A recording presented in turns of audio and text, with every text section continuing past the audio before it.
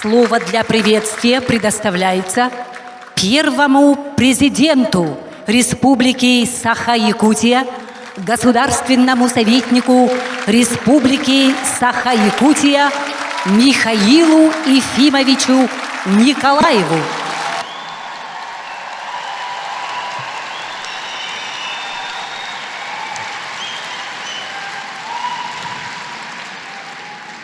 Өтөк маны сақам жана. Бүгін беге сақалар Остория бітігер ұлытчалақ события бол бұд. Беге олақ бұтын түрдіттен оларып бұд. Государственного лыбыд. Сүз сылын, үйерен көтін. Улахан олақ бұтыға секейлердәк.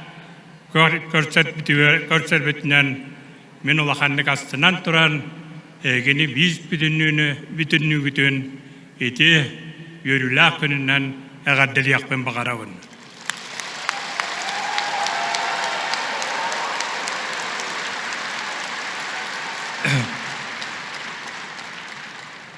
Дорогие сограждане,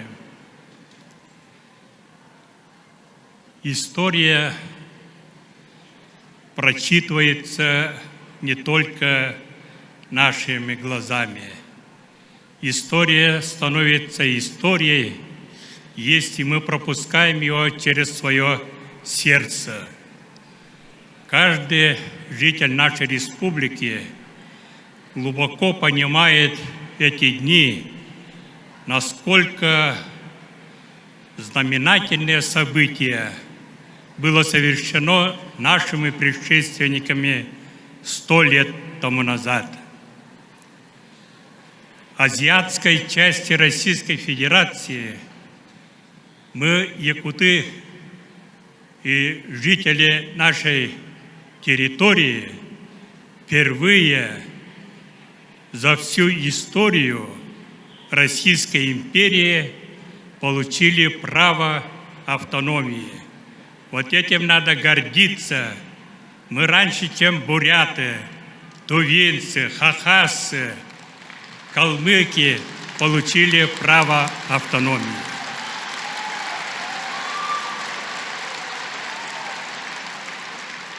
Это было совершено выдающимися нашими представителями якутской нации, молодыми юношами, кому было 25 лет, кому 27, до 30 лет практически. Вот эти ребята, мы сегодня назвали бы их ребятами, сегодняшнюю молодежь 25-летних, но они закаленные в боях гражданской войны, в боях революции, именно добились своим умом, своими способностями, своими волями право получить автономию в нашей якутской земле. Я прошу почтить память лучших сыновей нашего народа Саха минутой молчания.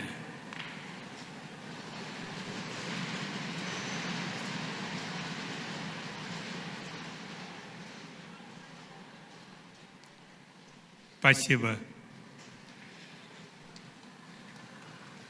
Наш путь столетний до сегодняшнего дня был непростым, как всегда трудным, поскольку мы связали свою судьбу великим русским народом.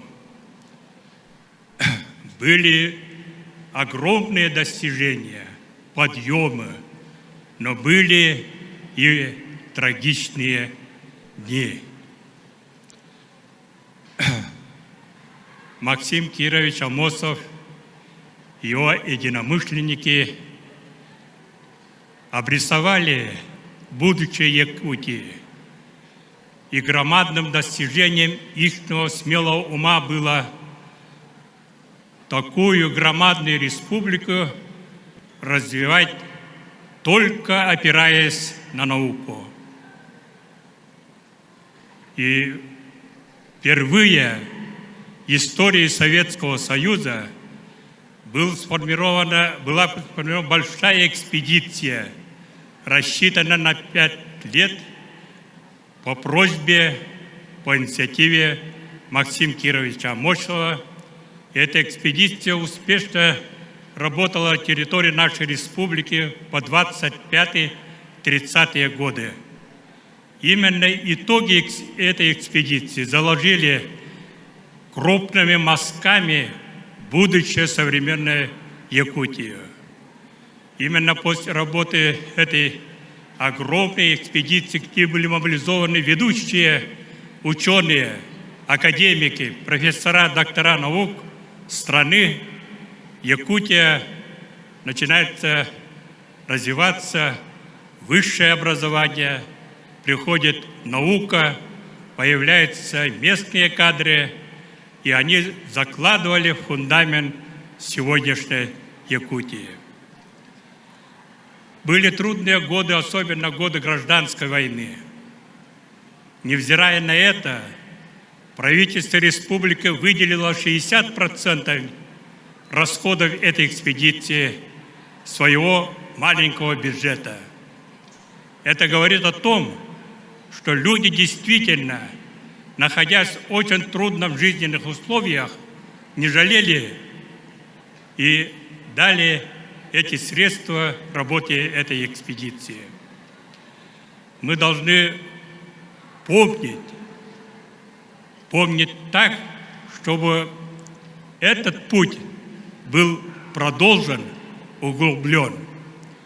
Я горжусь тем, что наша республика в результате большого конкурса завоевала право образования у себя в республике Национального образовательного центра мирового уровня. Это благодаря деятельности, энергичной деятельности нашей главы Айсена Сергеевича Николаева, который упорно и настойчиво, мобилизуя внутренние научные силы, добились такого успеха. Я желаю НОСу нашей республики огромных достижений.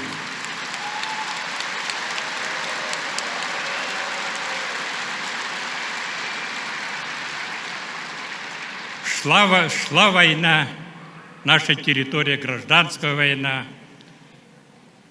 После этого, через определенное время, началась Великая Отечественная война. Конечно, лучшие сыны нашей республики первые годы были мобилизованы на действующую Красную армию.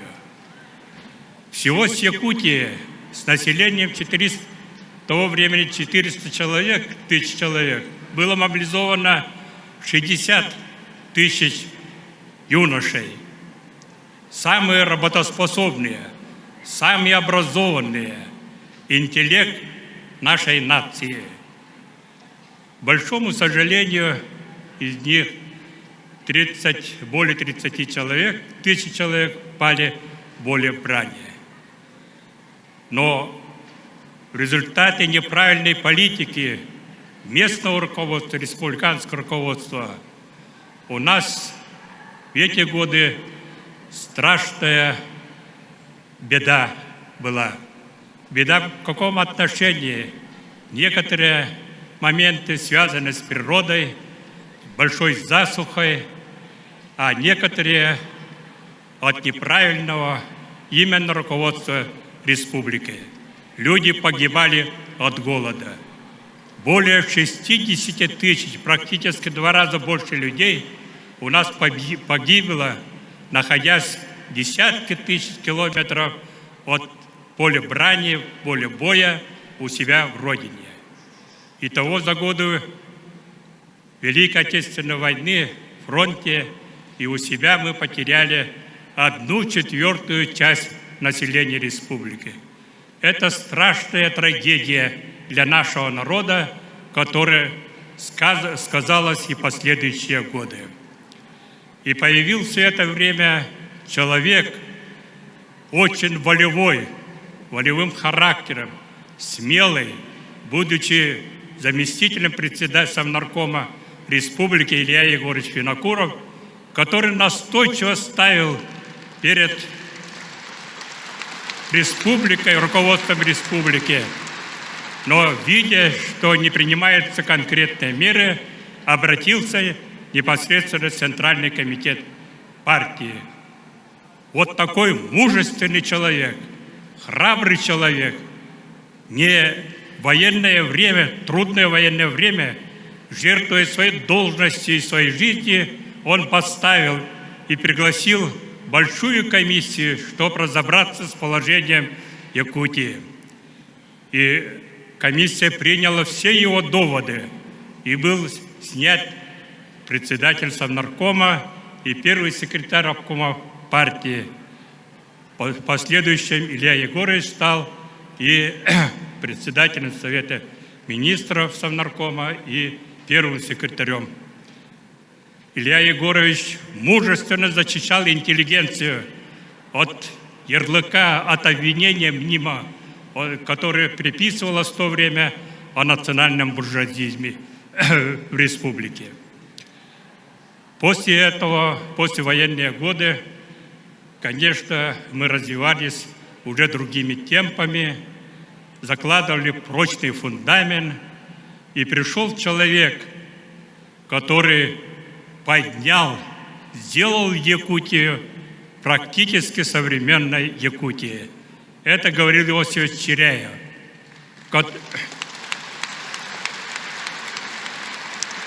Это при нем были построены Вилюйская ГЭС, города удачные, Айхал мирный. Совершенно на пустом месте был построен город Нерюнгри. И когда в 1974 году приезжал к нам Алексей Николаевич Косыгин, будущий председатель советского правительства, он убедил, доказал дальнейшее развитие. И Алексей Николаевич торжественно в активе заявил, что 4-я металлургическая база будет в Якутии. Не это ли гигантский ум, не это ли воля, характер человека, руководителя? Поэтому республика всегда зависела от своих руководителей. Какой руководил республикой, такими республика была. Пользуясь случаем, я хотел бы сказать следующее. Уважаемые сограждане, мы давайте в эти непростые дни сплотимся вокруг Айсена Сергеевича Николаева, поддержим его, будем с ними вместе, как единый народ, единое общество, как вы в свое время, тяжелейшие годы, 90-е годы, поддерживали меня, и именно мы вместе были и вместе добивались успехов.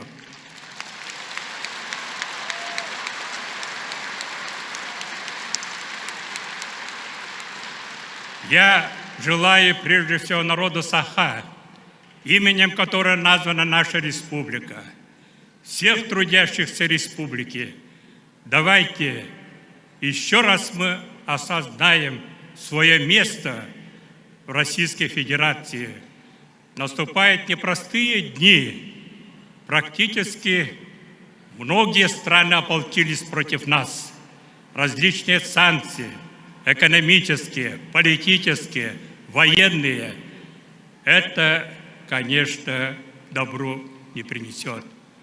Но пусть они не рассчитывают. Русский характер, русская воля. И сегодня дух, душа, духовность для нас всех, якутян и русских, непростые слова. Мы хотели бы напомнить им, что у нас есть реликвии, есть величайшие поля, которые названы, овеянные славой. Это Куликово поле, это Прохоровка, это Бородина. Пусть Запад еще раз проверяет на нашу волю, наш характер, и мы победим. Победим, потому что у нас есть дух, сильный дух, душа и духовность.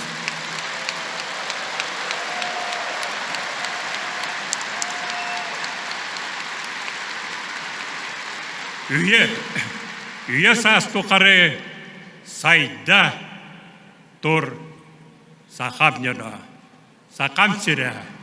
Слава Великой России! Слава Якутии! Спасибо.